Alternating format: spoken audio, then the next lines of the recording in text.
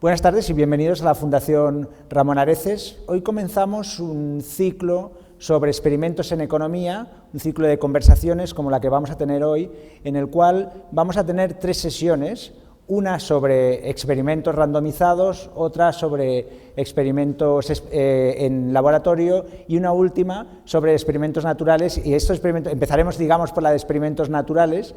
Estas 3 materias tienen una conexión indudable, pero son diferentes en la forma en la que tratan los datos y los diseños. Por lo tanto, lo que haremos es un poco movernos a partir de la sesión de hoy sobre experimentos naturales a los otros 2 procedimientos también basados en experimentos. La conexión entre las mismas es clara. Los experimentos randomizados son experimentos en los cuales, como en medicina, ¿no?, o en muchas otras ciencias, lo que tienes es un grupo tratado y un grupo control, y bajo condiciones todas muy controladas lo que haces es comparar qué resultado tiene una determinada molécula sobre una enfermedad o sobre lo que estés analizando y comparar ese grupo tratado con un grupo de control. En los experimentos de laboratorio, pues lo que puedes hacer es también en unas situaciones muy controladas, puedes tener a los sujetos respondiendo a distintos incentivos, a distintas situaciones. Pues el experimento del ultimátum, por ejemplo, típico experimento en el cual un individuo se le da una cantidad de dinero y tiene que decidir repartirlo con otra persona, y la otra persona tiene que decidir si lo quiere aceptar o no para medir un poco la justicia o cómo interpretan los individuos la justicia. Y por último tendríamos los experimentos naturales, que son en los cuales nos vamos a centrar en esta sesión, donde el experimento, digamos, no está diseñado, sino que se produce por circunstancias, o bien circunstancias por un efecto de una determinada política, o por circunstancias que tienen que ver con algo que la naturaleza ha generado. La naturaleza es la que randomiza el experimento de alguna manera, y por lo tanto en ese sentido es distinto de los 2 procedimientos anteriores, tiene menos control, pero es similar también porque lo que intenta es generar un grupo tratado y un grupo de control para poderlos comparar. Por lo tanto, hoy empezamos con experimentos naturales y en esta serie de tres sesiones o 3 conversaciones seguiremos con experimentos randomizados y con experimentos de laboratorio.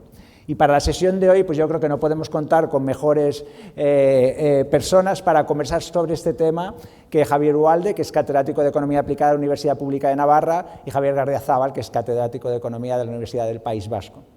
Entonces, yo creo que vale la pena que empecemos un poco recordando, hablamos de experimentos naturales quizás al principio porque los últimos premios Nobel que se han concedido en economía son justamente los relacionados con este tipo de experimentos. Hace 2 años pues tuvo relación con experimentos randomizados, que será uno de los siguientes temas sobre los que hablaremos. Y yo un poco quería empezar comentando algunas generalidades, ¿no?, sobre la importancia de este tipo de experimentos y los premiados de este año, en qué sentido los experimentos que ellos han realizado han podido marcar la evolución de esta tipología de metodologías aplicadas a la economía. Javier. Sí, muchas gracias. Un placer estar aquí en la Fundación Ramón Areces. Soy antiguo becario de la casa hace 25 años, así que mi eterno agradecimiento y un placer estar aquí. Como ha dicho el profesor Montalvo, en el año 2021 se concede el premio Nobel a Carr, Angrist e Imbens, y básicamente al profesor Carr tiene contribuciones empíricas fundamentales en economía del trabajo.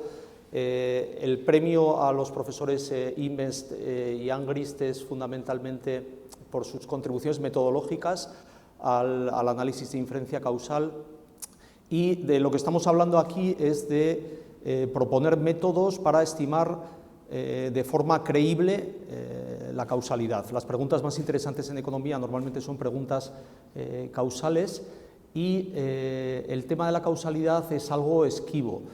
La razón fundamental de por qué la causalidad es complicada de estimar tiene que ver con la ausencia de un contrafactual. O sea, básicamente, si queremos estimar, por ejemplo, cuál es el impacto de tener un título universitario en el salario de las personas, pues observamos el salario de graduados universitarios, pero nos gustaría saber cuál es el salario de estas personas si no hubieran conseguido el título universitario. Entonces, en este sentido, esa ausencia del contrafactual nos dificulta enormemente esta evaluación cuantitativa de la causalidad. En este sentido, fundamentalmente desde los años 90, los premiados tienen una contribución esencial en lo que se ha venido a llamar la revolución empírica en la economía, y básicamente su trabajo hace más creíble las estrategias de identificación de este efecto causal. Voy a, de alguna forma, situar el marco en el que la labor de los premios Nobel se gestó. Esto tiene bastante que ver con algo que inicialmente, o con líneas de investigación que inicialmente se desarrollaron en la Universidad de Princeton, y el tema viene fundamentalmente desde los 70, cuando básicamente se buscaba, o había bastante interés en analizar cuáles eran los efectos de programas gubernamentales que se estaban dedicando sobre todo a reducir la pobreza, de alguna forma reducir el desempleo y demás. Básicamente eran programas gubernamentales destinados a gente de alguna forma desfavorecida.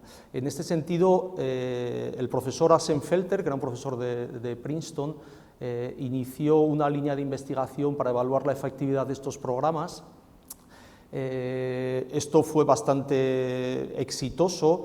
El profesor Assenfelter es consciente de que la aleatorización es una de las claves para entender el efecto causal. Esto viene un poco, nos podemos remontar al libro de Fisher de 1935, donde se establece lo que se ha venido a llamar el gold estándar de la inferencia causal.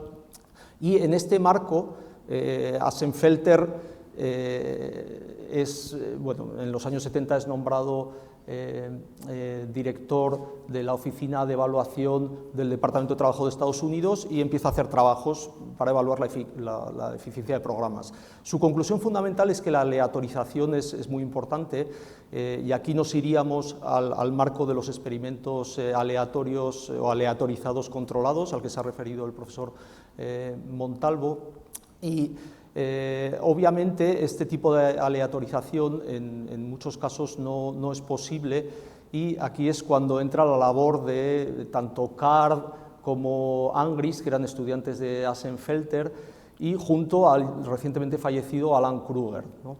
Alan Kruger se une al departamento de Princeton a mediados de los 80, y básicamente estas tres personas más Imbens posteriormente pues tienen un impacto enorme en lo que es el uso de experimentos naturales como herramienta para identificar efectos causales. Pues es importante, Javier, destacar esto que tú comentabas antes, de que de hecho el problema es que no podemos hacer experimentos randomizados, diseñados para ser randomizados en muchas situaciones, bien por problemas éticos o por problemas que simplemente, pues cómo vamos a saber el impacto del colonialismo y las instituciones del colonialismo sobre el desarrollo económico. Esto no podemos hacer un experimento de laboratorio, ni siquiera un experimento randomizado sobre estas cosas, por lo tanto necesitamos algo que nos permita esquivar este problema, pero generar una situación que sea similar. En algunas situaciones sí, como se demostró hace 2 años en el Premio Nobel, la labor de Duflo, de Banerjee, exacto, para Kremer, algunas cosas sí que se puede sobre hacer. Sobre todo pero en estos programas de ayuda al desarrollo, ahí está claro, y básicamente se ha impuesto el uso de este tipo de experimentos aleatorizados controlados, que llamamos, pero hay otras ocasiones donde esto no es posible. Y en el año 90, Card, pues yo creo que esta es la principal contribución a esta revolución empírica, que es el trabajo sobre el éxodo de Mariel, ¿no? En Cuba, básicamente estamos hablando del año 80, creo recordar. En un momento determinado, creo que fue en abril del 80, se permite la salida de cubanos, y básicamente más de 100.000, en torno a 125.000 cubanos emigran a Florida. La mayor parte de estos cubanos se quedan en Miami, entonces obviamente esto es un shock de oferta sobre el mercado de trabajo de Miami espectacular, ¿no? Básicamente la fuerza de trabajo crece un 7% aproximadamente, y obviamente es interesante ver cuál es el impacto de este shock de oferta pues, en el desempleo, sobre todo de los trabajadores menos cualificados, ¿no? Aquí este es un poco el interés. Entonces, este random shock que se provoca por esta salida, que además es muy delimitada en el tiempo porque se permitió salir de Cuba entre los meses de abril y octubre, pues es el marco fundamental para hacer un análisis de causalidad, ya que básicamente evita el problema de que normalmente los emigrantes emigran a sitios que son atractivos desde el punto de vista laboral, ¿no? Y en este caso ellos emigraron a Miami fundamentalmente por cercanía, no porque era el mercado de trabajo más atractivo. Entonces, comparando la evolución de Miami antes y después de este shock con el de otras ciudades que pueden ser parecidas a Miami, como no recuerdo exactamente cuáles fueron las ciudades de comparación, pero Atlanta, pues se puede conseguir un efecto causal de este shock de oferta. Básicamente la conclusión, sin entrar en muchos detalles, es que este shock de oferta laboral pues no tuvo un impacto demasiado relevante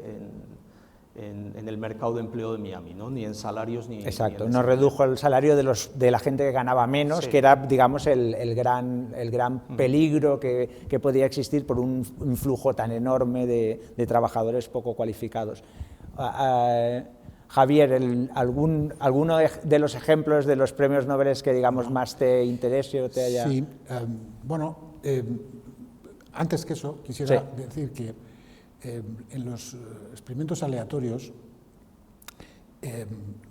tienen la posibilidad de producir inferencia causal creíble, porque la aleatorización lo que hace es que a los sujetos se les asigna aleatoriamente a un grupo de tratamiento, a un grupo de control, y esto hace que no solamente se les asigna a los sujetos, sino también a sus características. Y entonces el hecho de que los sujetos en ambos grupos tengan características similares es lo que permite luego su comparación. Sí, características similares no solo observables, sino también no observables, sobre todo no observables, porque las otras aún podrías intentar hacer algo, pero con las no observables se podrían controlar, pero las no observables son más difíciles de controlar. Y en este sentido hay casos de experimentos naturales donde el experimento que ocurre por alguna razón administrativa o de la razón que sea, se puede considerar como si fuese una asignación aleatoria. Bueno, normalmente las características de los grupos no son idénticas, no son tan parecidas como en el caso de los experimentos aleatorios, pero en algunos casos efectivamente pues, es prácticamente aleatoria. Pero incluso en los experimentos que se hacen en economía del desarrollo, experimentos aleatorios, en ocasiones la asignación del tratamiento no se hace a los individuos porque no es factible. Y hay bastantes ejemplos en economía del desarrollo donde la asignación se hace por pueblos, distintos pueblos, a todos los individuos de un pueblo se les asigna el tratamiento, a otros no. Y en ese caso, lógicamente, las características de los individuos de un pueblo y los de otro no necesariamente son iguales. Entonces, digamos que en ese caso, ese experimento aleatorio que se ha hecho, pero la aleatorización se ha hecho a nivel de pueblos, y un experimento natural empiezan a ser muy parecidos. Bueno, pues volviendo sobre la concesión de los premios a Angrist y Invens, Angrist aportó el estudio de lo que en el experimento era pues una práctica común. En ocasiones se administra el tratamiento aleatoriamente a unos sujetos, no se les administra a otros, pero cuando se va a medir la variable sobre la cual queremos mirar el impacto de ese tratamiento, resulta que hay algunos sujetos que no han seguido el protocolo experimental y bien habían sido asignados al grupo de tratamiento y sin embargo no cumplieron con el protocolo, no recibieron de hecho el tratamiento. O también puede ocurrir que algunos que fueron asignados al grupo de control, pues en realidad de alguna forma consigan recibir el tratamiento. Lo que se hace normalmente en los experimentos aleatorios, cuando ocurre este caso de que no hay un cumplimiento estricto del protocolo experimental, pues hacer una estimación del efecto causal a través de un método sencillo que es, bueno, pues vamos a comparar la variable que queremos, la variable objeto de estudio entre el grupo de los que habían sido asignados al grupo de tratamiento y entre los que habían sido asignados al grupo de control, aunque entre los que fueron asignados al grupo de control hay algunos que no hayan recibido el tratamiento y algunos que estén en el grupo en el grupo de tratamiento hay algunos que no hayan recibido el tratamiento y en el grupo de control hay algunos que sí lo hayan recibido. Es el efecto de la intención a tratar. Y un estudio famoso de Engrist, él estudiaba el efecto que tuvo el cumplir el servicio militar durante la guerra de Vietnam, en Estados Unidos. Y en su momento, la quinta de hombres que fueron a cumplir el servicio militar en esa época, se terminaba con un sorteo, como aquí ocurría. Lo que ocurría es que, entonces visto así, si todos los que fueron asignados a cumplir el servicio militar lo hubiesen cumplido y todos los que se libraron de cumplir el servicio militar no lo cumplieron, no lo hubiesen cumplido, entonces pues el efecto que tenía cumplir el servicio militar sobre las ganancias décadas después de estos mismos individuos, pues hubiese sido muy fácil de estimar, porque simplemente es la diferencia en medias entre estos dos colectivos. Pero, ¿qué ocurrió? Que, bueno, pues como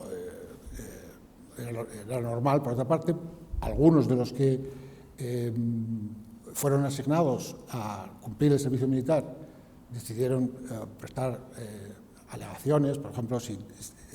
Algunos son muy conocidos, ¿no? De estos que presentaron alegaciones, ha llegado a ser presidente de Estados Unidos, por ejemplo.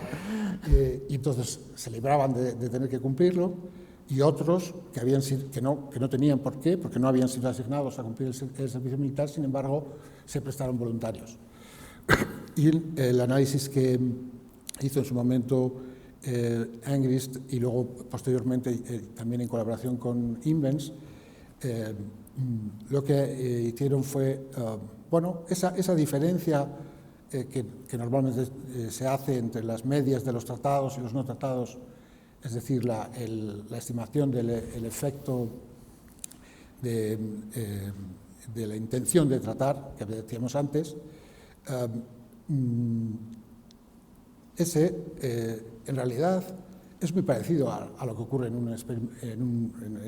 con la evidencia observacional, porque como no hay no todo el mundo sigue el protocolo experimental, entonces comparar simplemente a los que reciben el tratamiento y los que no reciben el tratamiento, aparte del efecto del tratamiento, también incluye un sesgo de selección. Y la contribución ahí de Engrist y Invens consistió en, bueno, pues hay una sencilla forma de ajustar por eso, simplemente dividiendo ese efecto de intención a tratar por la diferencia entre la proporción de los que, habiendo sido asignados al grupo de tratamiento, realmente reciben el tratamiento y la diferencia de eso con la proporción de los que fueron asignados al grupo de control, pero sin embargo recibieron el tratamiento. Sí. Antes hablábamos, ¿no?, de un trabajo de Carr, pero yo creo que el trabajo que más impacto ha tenido en España, porque coincide la concesión del premio Nobel con la discusión sobre el salario mínimo, ¿no? Es el trabajo sobre el salario mínimo, sobre el efecto del salario mínimo y la comparación entre dos estados de Estados Unidos, ¿no? Entonces, quizás valdría la pena comentar qué es lo que dice este trabajo y qué es lo que no dice, porque, digamos, aquí hubieron todo tipo de interpretaciones sobre qué es lo que quería decir, ¿no? Bueno, a ver, el trabajo básicamente explota de nuevo un experimento natural, esta variación exógena que se produce por una subida del salario mínimo en Nueva Jersey, ¿no? Esto se produce en el año 92, entonces básicamente creo que el salario mínimo sube de 4,25, 4 y pico dólares por hora a 5 dólares por hora, básicamente. Bueno, este cambio se implementa en Nueva Jersey y Card y Angrist, pues básicamente la idea que tienen es que bueno, se podría comparar el comportamiento de variables interesantes, como puede ser el desempleo en Nueva Jersey, sobre todo el desempleo de estos trabajadores menos cualificados. Esto se podría comparar con pues un estado similar a Nueva Jersey, que no hubiera, donde este incremento del salario mínimo no se hubiera producido. En este caso, la comparación era con Pensilvania. Se hizo una encuesta. Pero además, como decías antes, Javier, es importante que son dos estados que son limítrofes, o sea que sí, en términos de lo que tú no observas de las características, pues estos McDonald's, digamos, estaban muy cerca sí, unos de otros. La única diferencia es que había una barra entre medio que decía, sí, este es un estado y este es otro. Se hace una encuesta, creo que en torno a 400 restaurantes de comida rápida, que eran bastante cercanos geográficamente, y esta es otra de las características de los experimentos naturales, que es bueno, la obtención de datos mediante una encuesta. Bueno, esto es interesante porque ir a este tipo de fuentes pues también es de alguna forma una revolución, ¿no? Antes se trataba más con datos de fuentes secundarias en los análisis observacionales tradicionales. Ahora conseguimos nuestros datos, hacemos esta encuesta y básicamente se hace un análisis de diferencias en diferencias. El análisis de diferencias en diferencias es una técnica muy conocida que básicamente bueno, compara el efecto en el estado de tratamiento, en este caso Nueva Jersey, antes y después de este cambio de política, en este caso, que es la subida del salario mínimo, y se compara con la evolución de un estado, en este caso de otro individuo, donde no se ha llevado a cabo el tratamiento, que en este caso era Pensilvania. Esta comparación es interesante porque controlamos por factores que están afectando al mercado de trabajo de ambos estados, ¿no? Entonces esto ya se controla por bastantes cosas. Sin embargo, es importante resaltar que esta evaluación o esta estimación de diferencias en diferencias estima de forma adecuada el efecto causal bajo algún supuesto bastante fuerte, como es el de caminos paralelos, que básicamente dice que si no hubiera habido tratamiento, si no hubiera habido una subida de salario mínimo en ambos estados, la evolución en ambos estados sería idéntica, básicamente. Y eso es un supuesto bastante fuerte, pero nos permite inferir este efecto causal. Hacen esto, ven básicamente que en Pensilvania, evaluando el periodo pretratamiento y posttratamiento, el desempleo aumenta un poco en ese periodo, mientras que en Nueva Jersey, contrario a lo que se podía pensar, pues el desempleo disminuye. Y entonces ellos concluyen que básicamente pues este efecto de salario mínimo pues no tiene un efecto en el desempleo, pero de nuevo es importante lo que decías, qué conclusiones podemos extraer de esto, ¿no? Que básicamente esto va a cuáles son las amenazas a la validez externa de este análisis, ¿no? Claro, porque lo primero, yo creo que el planteamiento en muchas ocasiones, como se nos presenta a los economistas, es como gente que tenemos mucha predisposición a las ideas ya aceptadas, ¿no? Entonces, se presentan unos modelos muy simplistas que nosotros explicamos a lo mejor en primero, pero que no son los que profesionalmente utilizamos, y se dice, no, es que todos los modelos económicos dicen que cuando sube el salario mínimo esto es peor, y entonces la empiria ha demostrado que no. Bueno, primero, no todos los modelos económicos dicen eso, ni muchísimo menos. Ese es el modelo de la primera clase que explicas porque es el más sencillo. Luego las cosas son mucho más complicadas.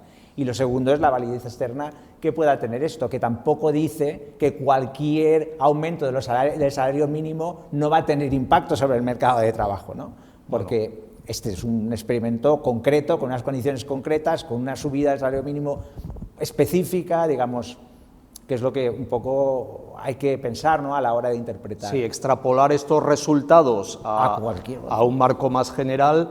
A ver, los efectos del tratamiento pueden ser unos en un sitio, en una situación geográfica determinada, en una situación institucional determinada, en una situación temporal determinada, y esos efectos del tratamiento no tienen por qué ser iguales en otras situaciones, vamos. Entonces hay que tener mucho cuidado con la extrapolación de las conclusiones que se obtienen en cualquier análisis empírico económico, básicamente. Eso es importante. La validez externa es fundamental y en este sentido, yo creo que los métodos cuasi experimentales, digamos, han avanzado muchísimo en los últimos tiempos, ¿no?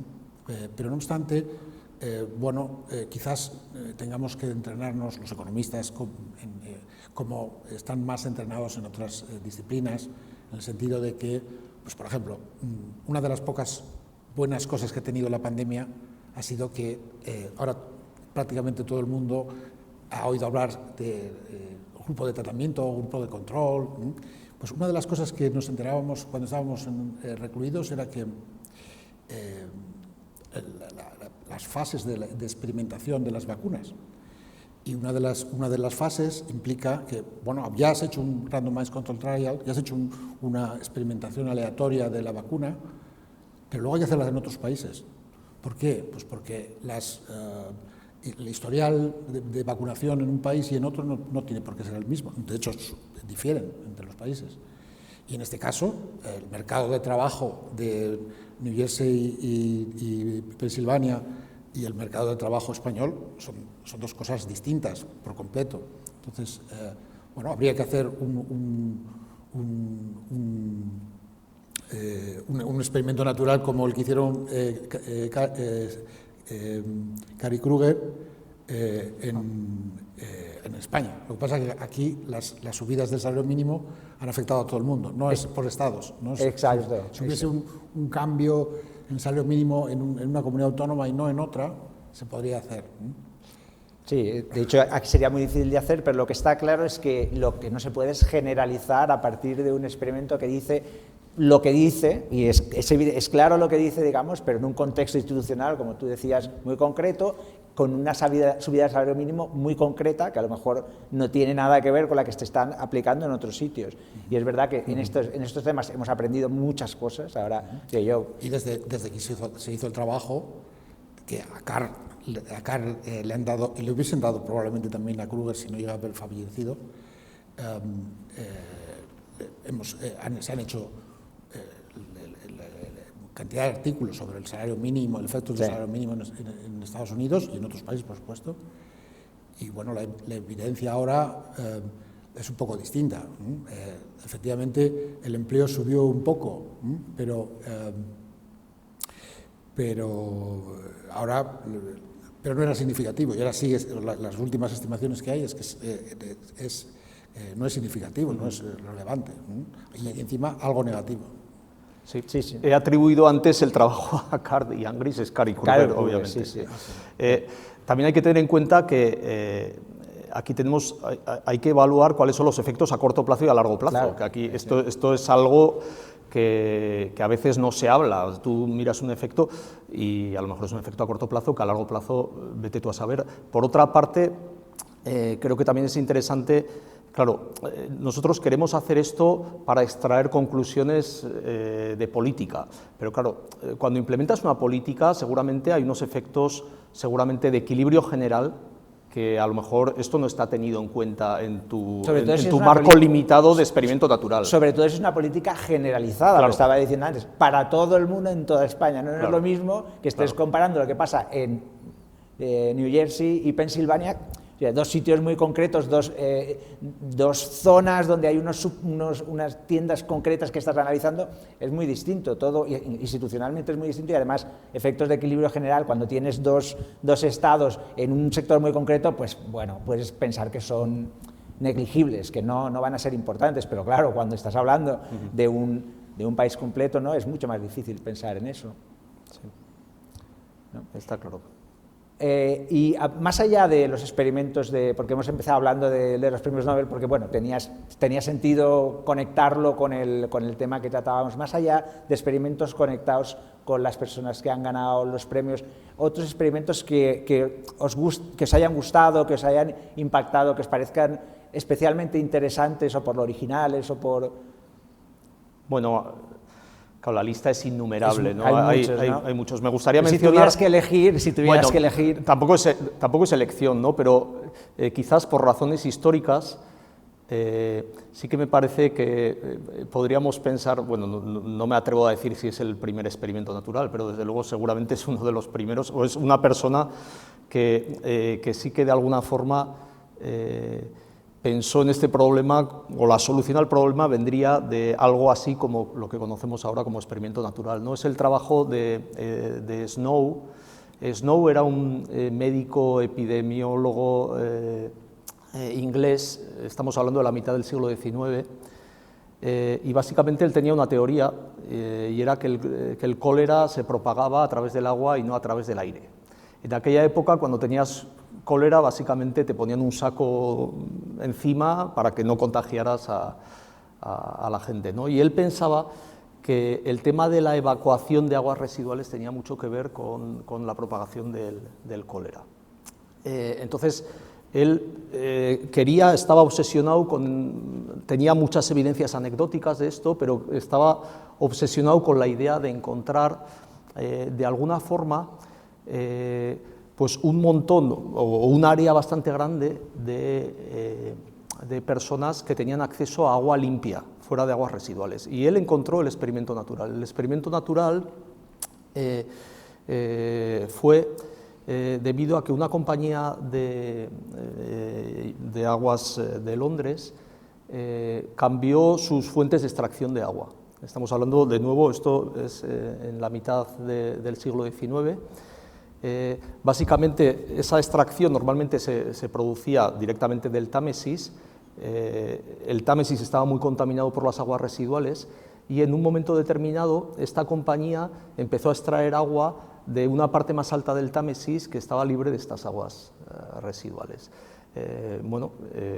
Entonces esta persona ya tenía en mente, aunque él directamente no estimó el efecto causal por el método de diferencias en diferencias, sí que lo tenía en la cabeza, porque él aisló, detectó o identificó unas viviendas donde el agua se suministraba por esta compañía, tenía datos de cuál era la tasa de infectados de cólera en esa zona antes del tratamiento. El tratamiento en este caso es acceder a agua limpia, y después del tratamiento, y el grupo de control pues eran las casas donde el agua se suministraba por otra compañía, que básicamente la extracción de agua venía de aguas que estaban contaminadas por aguas residuales. Y la verdad que los números de la evolución del cólera en unas viviendas y en otras, dependiendo de quién era la compañía de agua que suministraba, pues son bastante notorios, ¿no? Es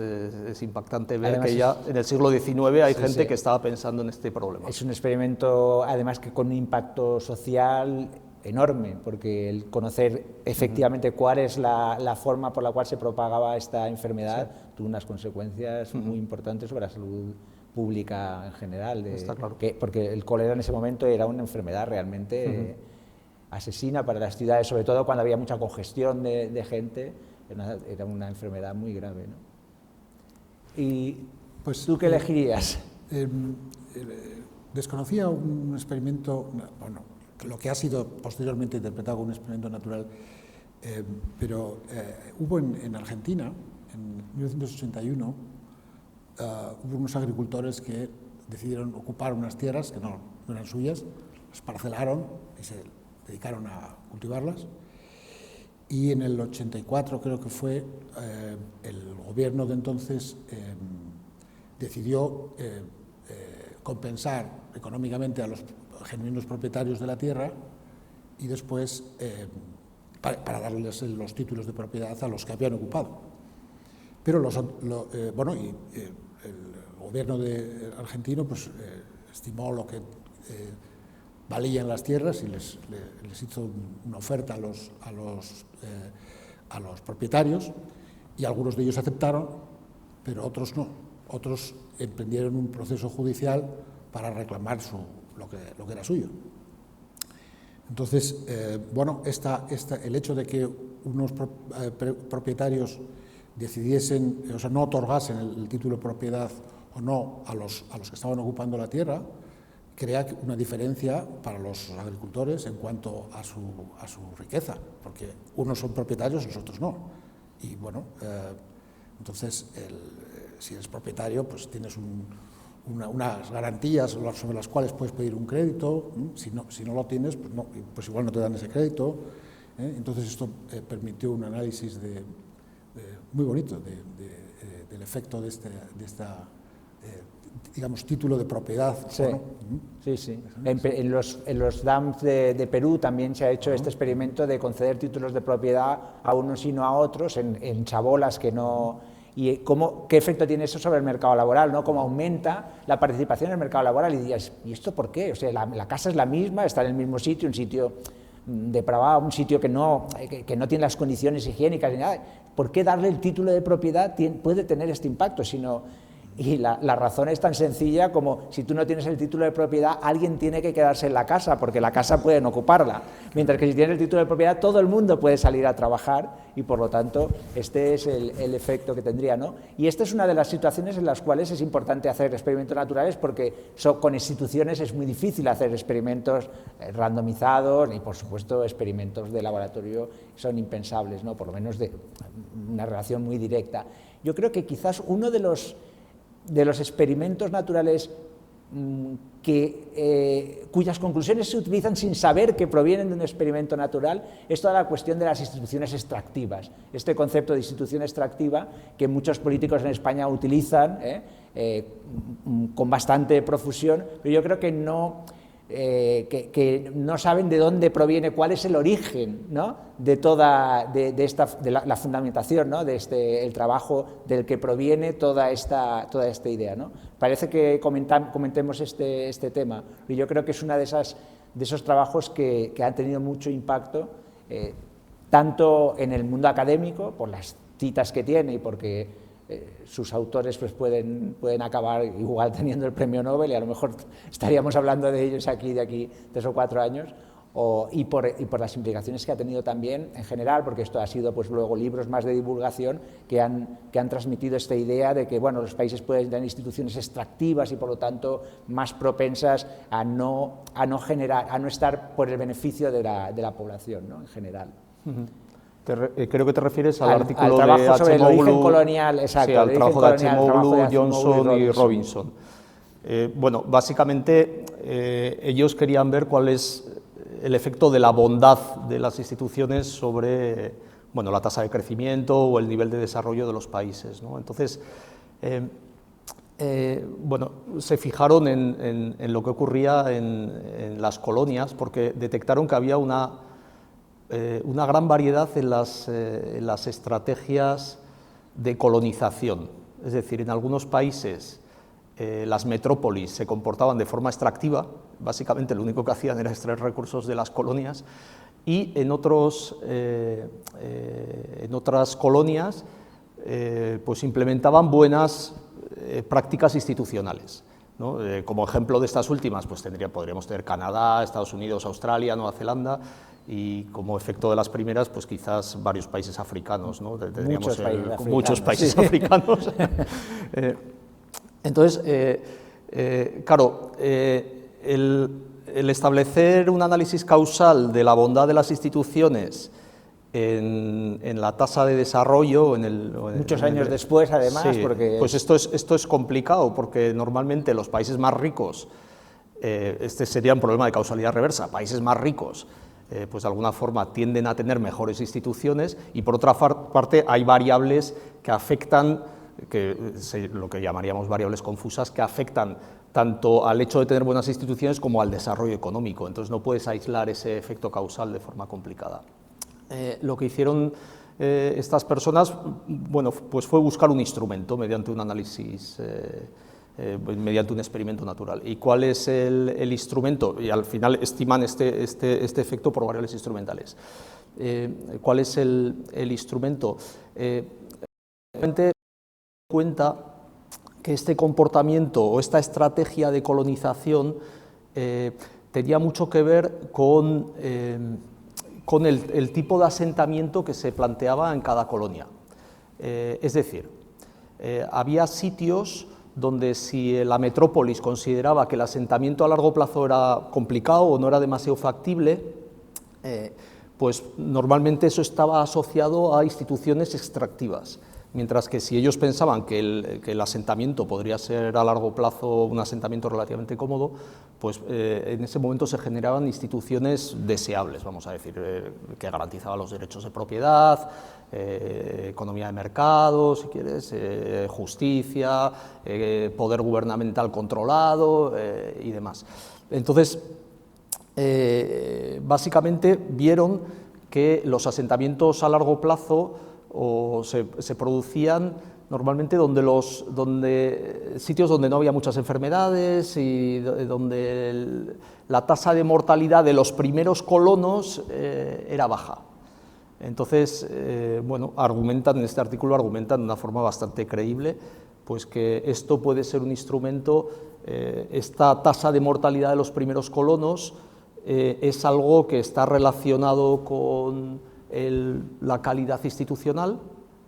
Básicamente, si la tasa de mortalidad de los primeros colonos era baja, las instituciones eran mejores, y a través de este experimento pues se analiza el efecto causal de las instituciones en la tasa de, bueno, efectivamente en el PIB per cápita de muchos años después. Estamos hablando de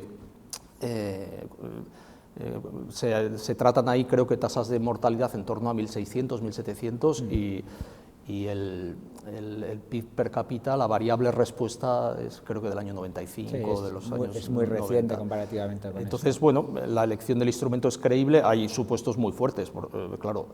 Lo que se asume es que ese instrumento, que es esa tasa de mortalidad, solo afecta a ese nivel económico de los países solo a través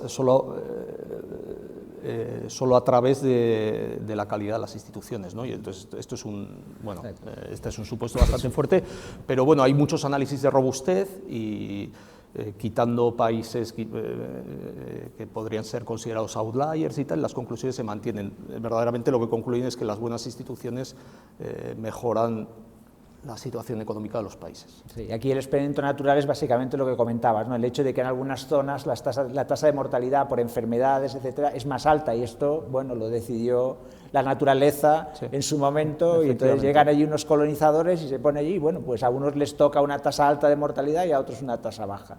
Y esto es lo que determina luego el experimento, ¿no? Porque las técnicas, una vez que tienes experimento natural, las técnicas son muy variadas. Aquí se utilizan variables instrumentales, antes comentabas diferencias en diferencias, puede haber regresión de discontinuidad. O sea, aquí lo importante es que el diseño sea un experimento natural, como el que has comentado. Luego ya la técnica depende, pues, de qué es lo que requiere, qué supuestos van a ser más correctos a la hora de aplicarlo, dada esa situación que tienes o dados estos datos que tienes. Sí. El experimento natural, como ha mencionado Javier antes, esta aleatorización proviene de este evento natural externo y además sobre el que las unidades experimentales no tienen control. Eso es muy importante, ¿no? Que este mecanismo de asignación del tratamiento es algo también que escapa al control del investigador. Y una cosa que lo que considero que es un avance muy importante es la combinación de métodos. El hecho de que, por ejemplo, variables instrumentales o diferencias en diferencias se combinen con otros métodos para, bueno, pues para darles robustez, ¿no? En el caso, por ejemplo, del efecto de salario mínimo, entre Nueva Jersey y Pensilvania, pues bueno, las características de los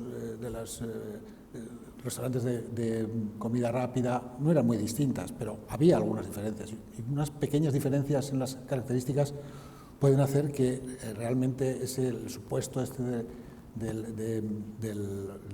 las tendencias paralelas no se satisfaga.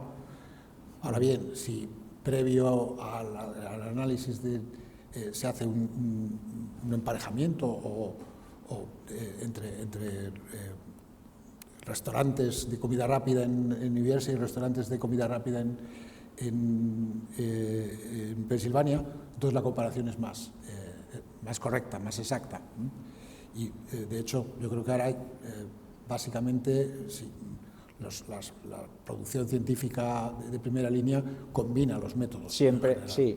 Por lo menos para ver si es robusto al cambio, a otros supuestos que utiliza otro método, ¿no? Ahora me estaba viniendo a la cabeza un caso de estos, además relacionado con trabajos tuyos, porque yo hace ya mucho tiempo, cuando hubo el ataque en Madrid en 2004, pues, que sucedió muy poquito antes de las elecciones, pues claro, esto te genera también un experimento natural, ¿no? O sea, hay unos individuos que no fueron tratados, que no estaban, digamos, que votaron sin saber que iba a haber una explosión en el metro de Madrid, que son aquellos que votaron fuera, ¿no? Entonces, pues, siempre puedes comparar el grupo de los que votaron presencialmente o votaron sabiendo que había habido el atentado y aquellos que votaron sin saber que había habido el atentado. Evidentemente, la gente que vota en el exterior puede tener un determinado sesgo ideológico, pero si comparas, digamos, entre varias elecciones, volviendo otra vez a diferencias en diferencias, pues puedes ver si el cambio de una a otra ha sido más grande en un grupo que en otro, ¿no? Esta es una forma. Pero para asegurarte de que el paralelismo no te ha generado los resultados, pues puedes hacer pues esto, una comparación de las características que tienen los dos grupos antes de, ¿no? Intentar que los dos grupos sean lo más parecidos posibles antes, ¿no? Y entonces vas a los grupos sintéticos de control, que obviamente tú conoces muy bien, y te sirve como una forma alternativa de comprobar que efectivamente ese resultado no es simplemente el resultado del método, el procedimiento particular que has utilizado. O sea que sí, que la combinación de métodos en estos momentos, desde luego, es una cosa que es ineludible, porque estos supuestos no son testables. El supuesto de paralelismo pues no es testable, simplemente tienes que aceptarlo como algo que te viene dado, porque si no, no puedes resolver el contrafactual, básicamente. Hemos hablado de experimentos naturales como una contribución en economía muy importante. Quisiera también decir que, bueno, en economía muchas veces nos movemos por las modas. Sí, bueno, perdón, como en todas las ciencias. Añadiré como en todas las ciencias. Pero bueno, yo en la nuestra, ¿no?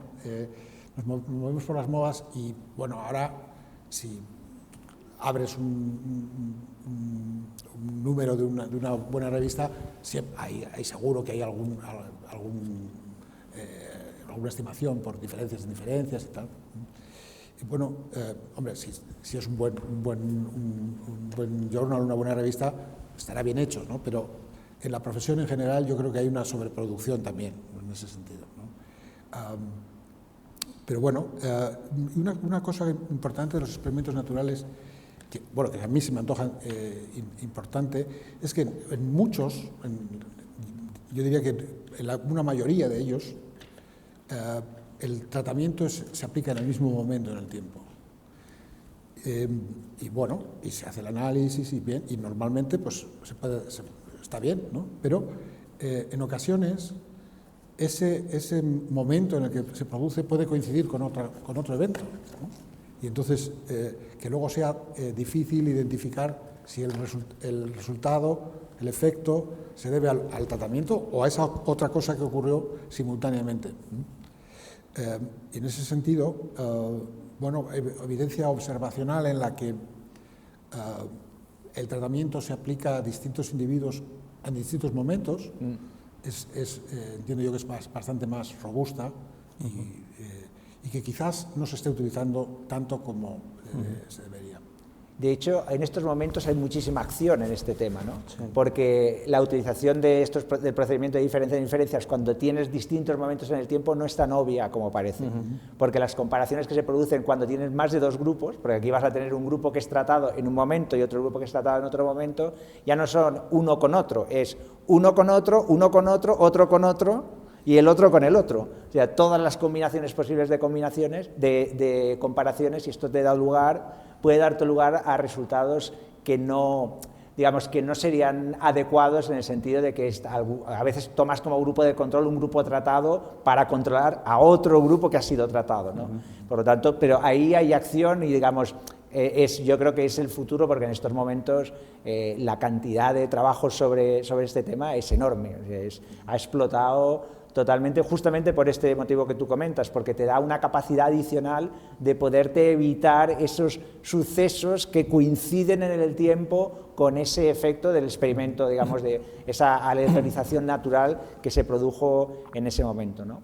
Sí, está todo el trabajo que es tremendamente reciente, ¿no?, de Neil Shepard de Harvard, que básicamente ha extendido, porque la causalidad de la que estamos hablando un poco se entiende como en el sentido de Neyman y Rubin de comparar variables potenciales, ¿no? Y ellos están extendiendo esto a series temporales, de hecho, ¿no? De alguna forma experimentos que se van repitiendo en el tiempo. Sí, sí. Claro, la complicación de esto no es trivial, o sea, como tú decías. No, o sea, esto no es, bueno, ahora con series temporales, y los trabajos son muy recientes y son verdaderamente interesantes. Sí, ahora están saliendo, pero muchísimos trabajos sobre esto, porque además se ha empleado esto de distintos momentos, de un experimento natural, pero que se produce en distintos momentos. Hace mucho tiempo que lo venimos empleando, pero se utiliza lo de siempre, o sea, se trata como si fueran dos periodos, y ya está, pues lo trato como dos periodos. Y hasta hace muy poco no nos hemos dado cuenta que no es como tener dos periodos, que es mucho más complicado y que se producen efectos que una vez que tú lees el trabajo y dices, ostras, claro, sí, esto es lo que pasa, pero que hace 4 años o 5 años antes de que estuviera el trabajo por ahí circulando, pues nadie se le ocurría, pues hacías lo de siempre, ¿no? Pues esto es como un experimento natural, como otro cualquiera, y hacemos pues lo de siempre, ¿no? Entonces sí que yo creo que esto pues va a generar muchísimo trabajo en el futuro y va a permitir utilizar otros experimentos naturales, porque muchos de los experimentos naturales que utilizamos son como en plan in the wild, ¿no? Salvaje, o sea, se ha producido pues porque no todo el mundo puede tener acceso a cursos de formación y entonces los randomizamos, ¿no? Pero no hay un diseño para randomizarlos, sino simplemente es que se han apuntado tantos que no tenemos fondos para todos, ¿no? Y esto puede pasar con los seguros también médicos, el experimento de Oregón se genera de esta manera. Entonces, estos experimentos que poco a poco se van produciendo en el tiempo te dan la capacidad para poder analizarlos de esta manera, que tiene esta potencialidad de mejorar la capacidad de encontrar esta causalidad, ¿no? Sí. Hay muchos efectos causales en ese caso, ¿no? Porque en vez de tienes un árbol de variables potenciales que se va incrementando a medida que tienes más periodos temporales. Entonces las comparaciones entre variables potenciales, es decir, la variable respuesta si te han aplicado el tratamiento o no, pues tiene varias dimensiones, no es sí o no, es sí o no dependiendo en qué momento, porque podrías haber sido tratado en el momento 1, no en el 2, pero sí en el 3, y claro, esto te genera una complicación incluso para la definición de los efectos causales, que puede ser definir cuál es el efecto causal en el que estás interesado. Tienes una historia de tratamiento para cada sujeto experimental. En epidemiología esto es muy común, que tienen los médicos en sus bases de datos, tienen los datos de la historia del tratamiento que ha recibido cada uno de los sujetos que pasó por la consulta. Lo que ocurre es que ellos normalmente se fijan solamente en un outcome que es, pues, al final, el paciente muere o no.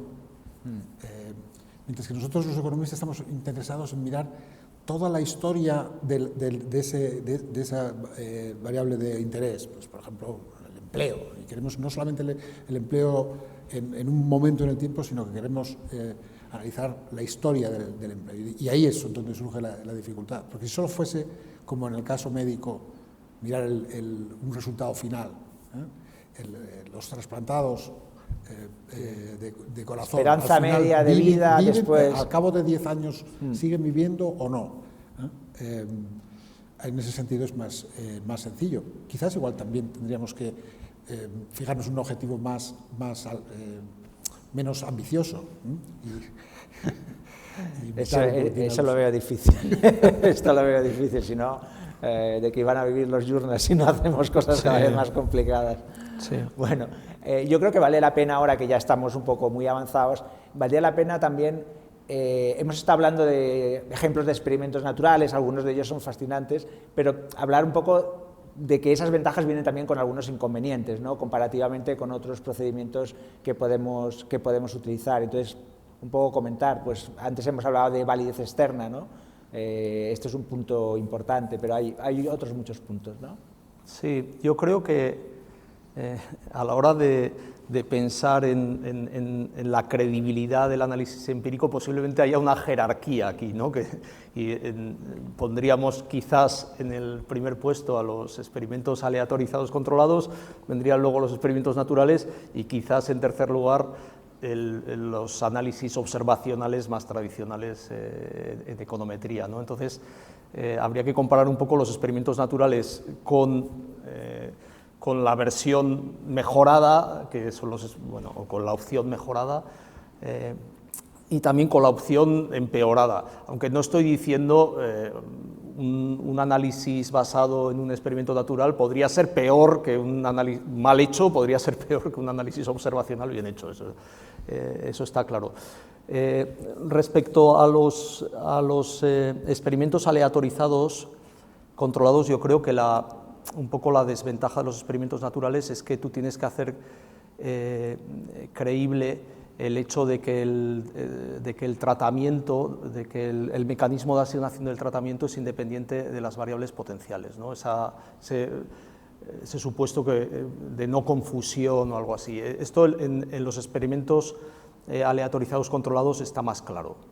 En los experimentos naturales, pues esa credibilidad, pues bueno, hay que justificarla, sobre todo porque no está claro que en un experimento natural, ni mucho menos, el tratamiento se asigne de una manera equiprobable. O sea, no todas las unidades experimentales tienen la misma probabilidad de ser asignadas al grupo de tratamiento o al grupo de control. Y esto nos puede generar un problema.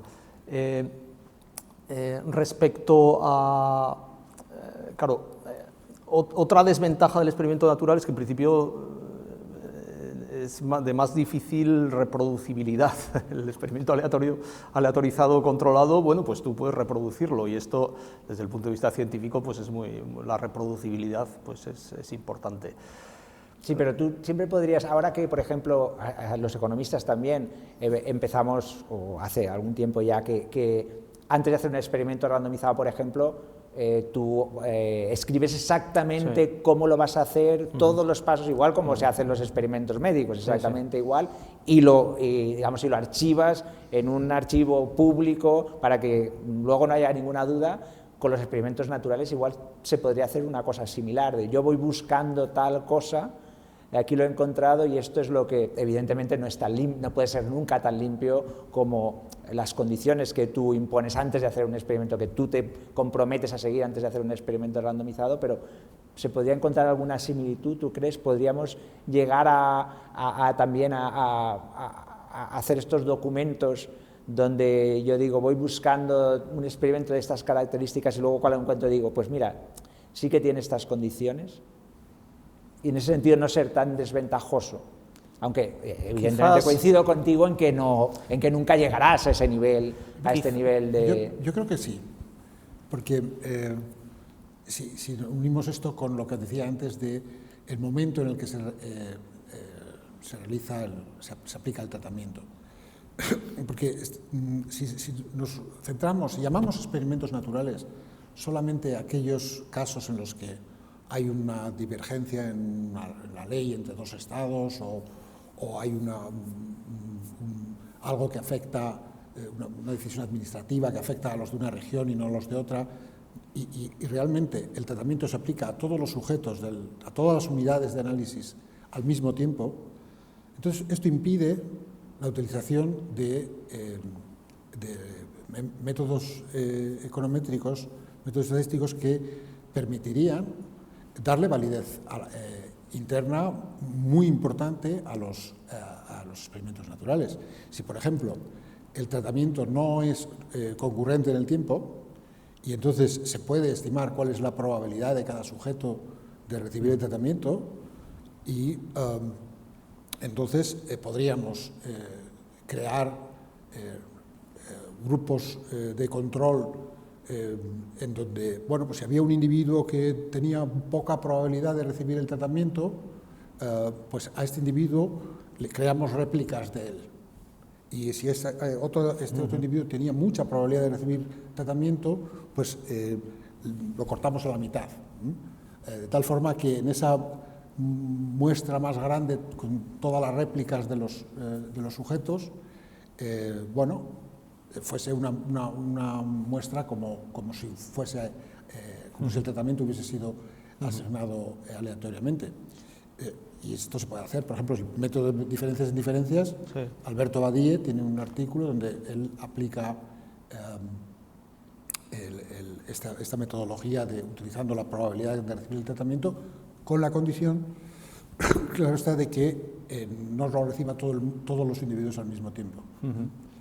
Sí, claro, yo me estoy poniendo en el marco en el que que yo creo que caracteriza un poco los experimentos naturales, de que esta probabilidad de asignación del tratamiento depende de si no es conocida y no puede ser conocida por el investigador, aunque además, hay casos en los que esto no se cumple. Pero además obviamente. Es que en el caso, por ejemplo, del salario mínimo, pues si conoces el sujeto del análisis, si conoces si está en Pensilvania o en New Jersey, sí, sabes probabilidad de ser tratado 1 o 0. Sí, sí.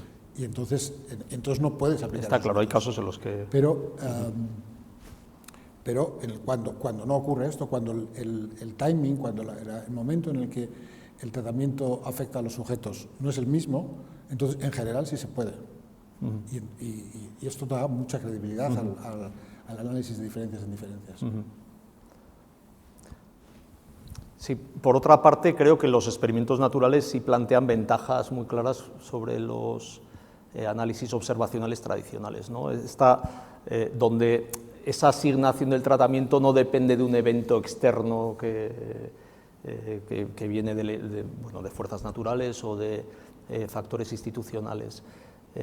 El hecho de que está claramente delimitado el periodo pre y post, esto es muy interesante porque, bueno, pues si observas una serie de variables de los grupos de control y tratamiento, pues analizar si esos grupos son similares en función de esas variables pre-tratamiento, que en principio no han sido, o sea, el tratamiento no ha tenido ningún efecto sobre ellas, pues esto es un análisis muy interesante para dar credibilidad a esta aleatorización, ¿no? Por otra parte, también este evento externo que te determina el experimento natural, bueno, pues te da una guía bastante interesante para pensar en qué variables deberías condicionar, ¿no? Porque estas variables confusas que afectan tanto al tratamiento como a la variable respuesta, pues bueno, si tú tienes un evento externo completamente identificable, pues te da bastantes pistas sobre estas variables. Así que desde ese punto de vista, pues las ventajas pues son interesantes. En términos de validez externa, por ejemplo, en términos de poder aplicar los resultados del experimento a otras situaciones que se puedan parecer, experimentos naturales y experimentos randomizados, Javier, ¿cómo lo ves? Bueno, los experimentos, incluso con los experimentos aleatorios, la validez externa bueno, si están hechos en el laboratorio, habría que, en principio no tienen, habría que hacerlos en el campo. Pero incluso los del campo, el contexto es muy importante, ¿no? Decíamos antes, me refería al caso de las vacunas, ¿no? En un país puede ser que funcione, en otro país puede ser que el efecto sea menor. Y lo mismo con los experimentos naturales. Cogemos datos de un país y datos de otro y no necesariamente tiene que salir lo mismo, porque las condiciones, los mercados en un país y en otro difieren mucho, y entonces, bueno, esas características, por no hablar de los efectos de equilibrio general, que también puede hacer que la validez externa pues no sea la que todos desearíamos. Pero bueno, de todas formas, la validez externa es un problema también con los experimentos aleatorios. Sí, por eso digo que realmente en términos de validez externa, lo que yo puedo decir a partir de este experimento natural, el experimento randomizado, bueno, tampoco tienes muchas ventajas en el sentido de tener un experimento aleatorizado o randomizado, porque, bueno, pues a lo mejor proveer gafas a los estudiantes de Kenia que van al colegio y tal, pues bueno, en Kenia y en un particular tipo de colegio pues puede funcionar, pero en otros sitios seguramente no tendrá el mismo impacto, y claramente la validez externa depende mucho de las condiciones institucionales, sino tanto de que sea un experimento randomizado o sea un experimento natural. Una crítica que se ha hecho, o he oído yo bastantes veces, a los experimentos naturales, es la crítica esta que, bueno, pues ahora los economistas os dedicáis a buscar cosas raras que ocurren, ¿no?, para luego estudiarlo, ¿no?, en lugar de, bueno, pues tener tu proyecto de investigación, entonces voy a utilizar estos métodos para responder a esta pregunta, sino buscar la pregunta que voy a poder responder con esta cosa, este evento que ha ocurrido bueno, y es verdad que un poco los economistas tendemos a hacer eso, ¿no? Es verdad, no, yo mea culpa, ¿no? Pero bueno, yo extendería más, hay esta distinción que ha hecho Javier entre experimentos naturales y evidencia observacional. Yo diría, bueno, inferencia causal y inferencia no causal, pero la distinción entre experimento natural y evidencia observacional, bueno, si en realidad todos son experimentos naturales. O sea, si hay un individuo que se va al paro, bueno, es un experimento natural, ¿no? Nadie lo ha diseñado. Podemos considerar la transición de empleo al paro como un tratamiento. Ciertamente esto no hay ninguna legislación ni nada, y además los individuos se van al paro unos en unas fechas y otros en otras.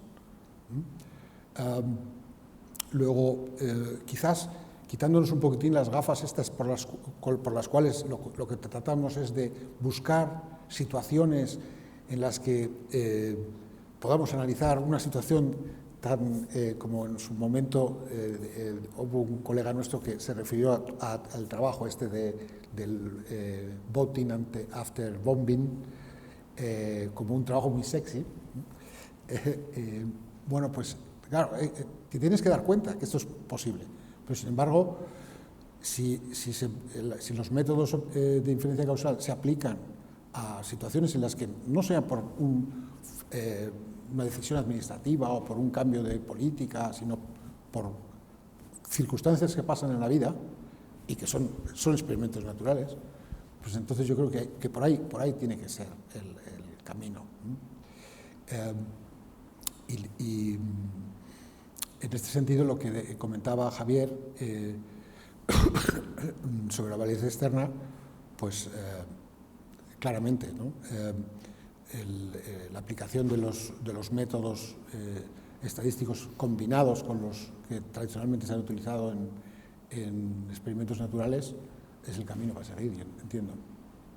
Muy bien, pues Nos hemos comido todo el tiempo, hemos acabado la sesión. Muchas gracias a los dos por acompañarnos y muchas gracias a ustedes por seguirnos en esta conversación. Recuerden que esta es una de las 3 sesiones que vamos a tener sobre experimentos en economía y que en las próximas semanas se producirán las siguientes. Buenas tardes.